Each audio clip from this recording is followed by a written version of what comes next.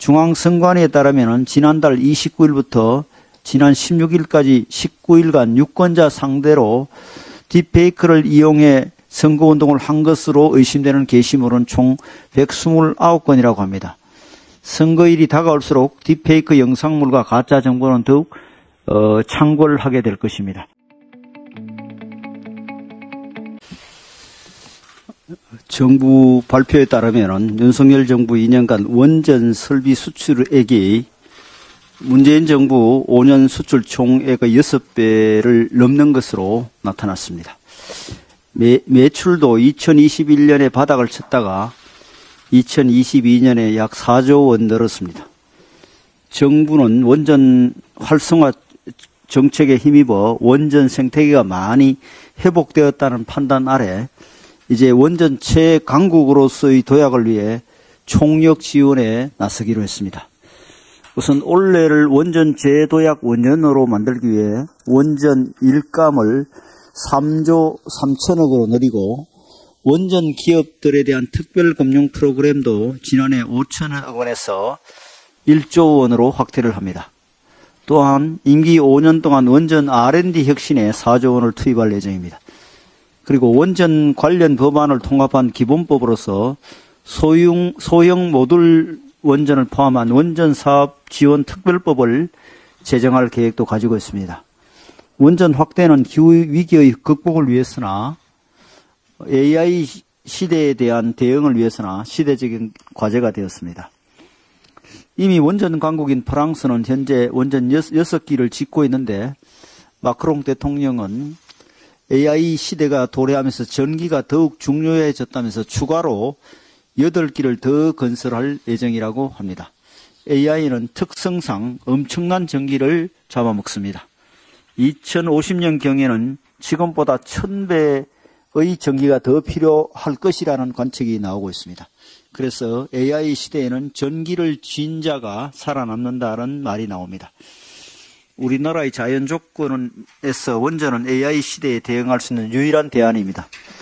민주당은 틈만 나면 윤석열 정부의 원전 확대 정책을 비판하면서 R200에 대비한 재생에너지 대폭 확대를 주장합니다. 재생에너지를 확대해야 한다는 건 맞는 말입니다. 하지만 주 에너지원이 될 수는 없습니다.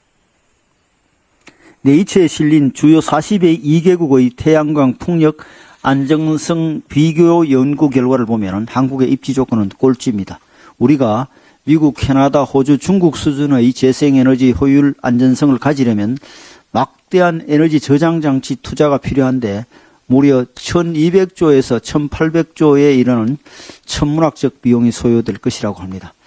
태양광과 풍력이 지속 가능한 주 에너지원이 될 수 없는 것입니다. 민주당은 탈원전에 대한 미련 때문에 계속해서 정부의 원전 확대 정책을 비판한다면 그것은 AI 시대에 대한민국의 존립과 발전을 포기하자는 말이나 다름없다는 것을 명심해야 할 것입니다. 윤석열 대통령 양심 고백 영상이라는 제목으로 소셜 미디어를 통해 확산되어 온 윤석열 대통령 딥페이크 영상물에 대해 경찰이 어제 방심위에 차단과 삭제를 요청했습니다. 여야는 지난해 12월 20일 선거 전 90일 동안 딥페이크 선거운동을 금지하자는 내용의 공직선거법 개정안을 통과시킨 바 있습니다. 중앙선관위에 따르면 지난달 29일부터 지난 16일까지 19일간 유권자 상대로 딥페이크를 이용해 선거운동을 한 것으로 의심되는 게시물은 총 129건이라고 합니다. 선거일이 다가올수록 딥페이크 영상물과 가짜 정보는 더욱 창궐하게 될 것입니다. 공직선거법에서는 제82조 1개 조항으로 딥페이크 선거운동을 금지하고 있는데 전문가들은 AI로 합성된 딥페이크 영상을 적시에 완전히 적발 규제하는 것은 아주 어려운 일이라고 합니다. 특히 온라인을 통해 순식간에 확산되는 딥페이크 영상은 그 진위를 가리기도 전에 투표에 영향을 미칠 것입니다. 따라서 딥페이크 영상물로부터 우리 민주주의 선거를 지키기 위해서는 공직선거법에 수동적으로 의지해서는 안 되고 보다 특단의 대책을 세워야 할 것입니다. 미국의 경우 아마존과 구글 같은 빅테이크 기업들은 2024년 선거 AI 기만적 사용 방지 기술 협약을 체결해 딥페이크 영상물에 대응하고 있다고 합니다. 우리도 공직선거법 개정을 통해 딥페이크 선거운동 금지의 법률적 근거를 확보한 만큼 이번 선거를 맞아 기업들과 협력해 딥페이크에 대한 공동 대응을 모색해야 할 것입니다. 총선을 불과 45일 정도 앞두고 여야가 관련 기업들과 협력해 특단의 대책을 마련하지 않는다면 선거판이 딥페이크 영상물로 인해 민의가 왜곡될 수 있다는 사실을 명심해야 할 것입니다. 더 늦기 전에 이 문제에 대한 논의를 했으면 합니다.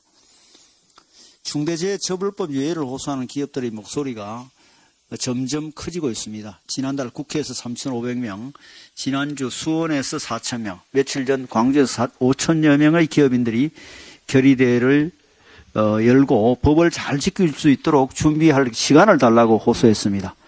규모가 영세의 사업장에 치중하느라 목소리 낼 여유조차도 없던 사업체들을 생각하면 현장의 불안과 공포가 어느 정도인지 가늠하기 어려울 정도입니다. 중소기업 중앙회는 오늘 29일 본회의에서 중대재해처벌법 유예안이 처리되지 않는다면 헌법 소원이라도 검토하겠다며 절박한 심정을 토로하고 있습니다. 이제는 사업주뿐만 아니라 근로자들까지 결의대에 나와 탁상위법을 규탄하고 있습니다. 특히 안전 담당자들이 보고 서류 만드느라 막상 현장을 챙길 시간이 없다거나 일일이 근로자를 잡고 핸드폰에 안전 관련 앱을 설치해 주는데 핸드폰이 구형이면 해결책이 없다는 등 준비 부족 상황을 일제히 지적하고 있습니다. 물론 정부와 여당도 문제 해결에 최대한 노력하고 있습니다.